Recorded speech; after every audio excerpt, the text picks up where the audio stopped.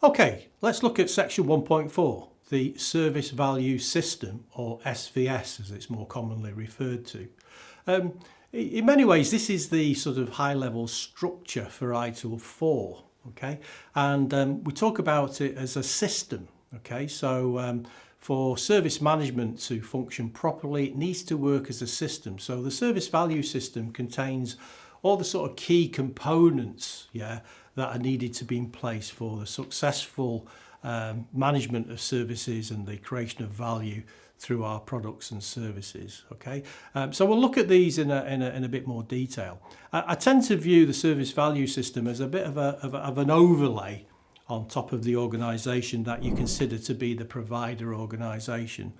For some organisations, actually the Service Value System can be an overlay for the whole enterprise, but it's probably easier just to think of the Service Value System initially as perhaps an overlay for the service provider organisation. So this system, all its components apply to the whole of the service provider organisation.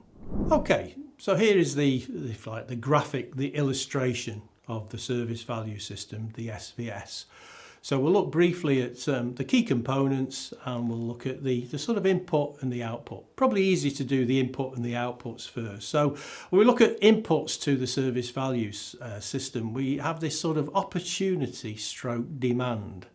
So an opportunity is exactly that. It's the opportunity to maybe do something different. That might be an opportunity that's raised from a consumer.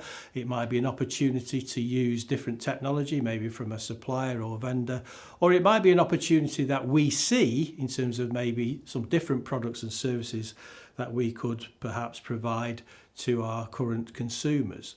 Opportunities are just that. They're things we consider. They may be kicked into the long grass. Maybe it was just not the right thing to do now, or maybe from just a viability point of view, we don't see financially it makes sense to do, but we've considered it. But where an opportunity is sort of crystallised into something that we actually think we should take forward, then of course we need to understand what would the demand for that new product or service actually be. So ultimately, one of the key inputs to the activities that we undertake will be, of course, demand. And again, when we look at the outputs in terms of the whole ITIL 4 sort of raison d'etre is through our products and services, we deliver and continue to deliver value. Okay, so the primary sort of, if you like, outcome from the service value system is value from our products and services.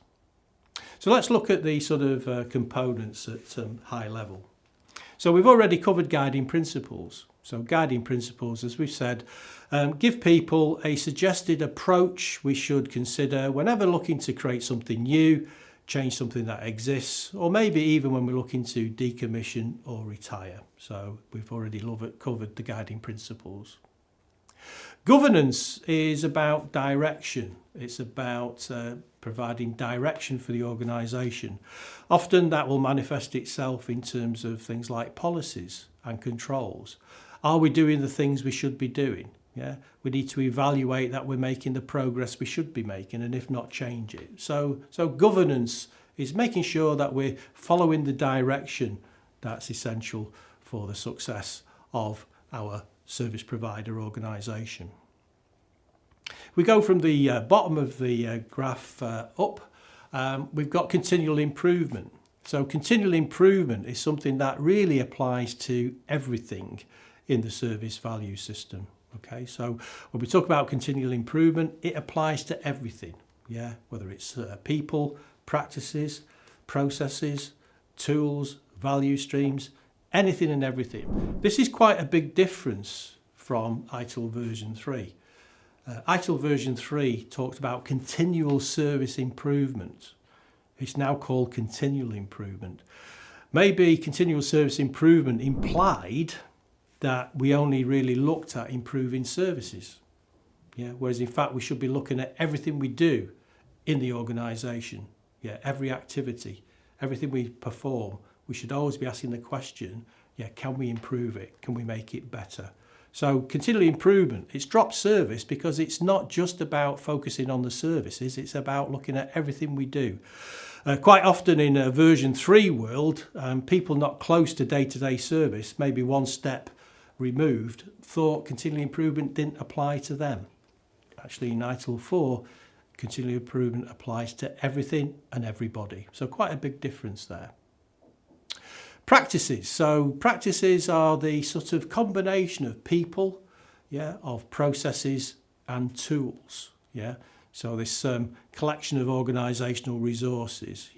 So practices. We'll cover the practices most appropriate to create, deliver and support in later sections. But practices, probably a better label than perhaps process, because in version 3, for example, we talked about incident management and talked about it very much as a process. Well, it's more than that.